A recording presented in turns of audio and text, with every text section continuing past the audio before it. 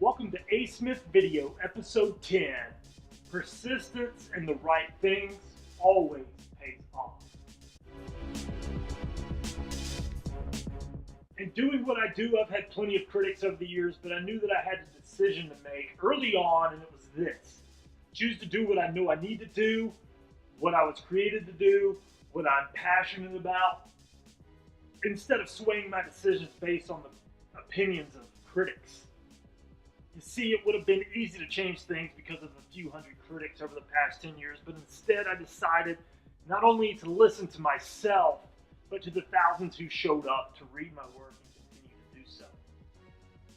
And you have the same decision to make as well. When you take the first step and try to do anything great, there will be people who wish they would have had the courage to do what you did, or they will be jealous of your success, or they'll just be mad that they didn't think to go after their idea of success first.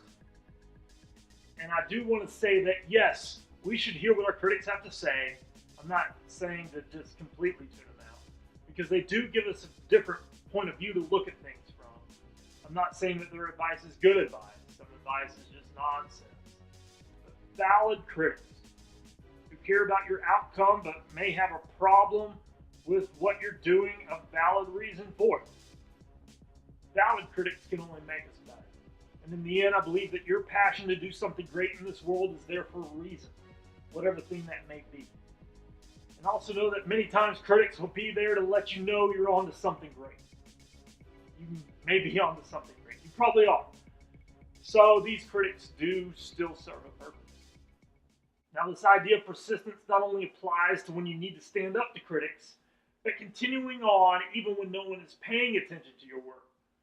For me, in the beginning, when I was building my platform to what it is today, there was a process to finding my audience, as you've probably found if you're trying to build anything. But the difference was that I was more proactive than other people. I went where people were, which was Twitter in 2008, and doing that one thing worked really well for me. I then directed these people on Twitter to my blog, and that grew my readership. I then added an email list sign up, should have done that earlier, there on my website, but that started to grow as well. And it all started with remaining persistent with putting my ideas out into the world. And so now for you, what is that one thing you need to be persistent with?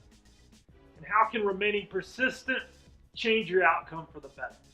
When you realize just how much persistence can change your outcome, you'll become more committed to finding it in your pursuits. Thank you so much for tuning in. I'll see you next time.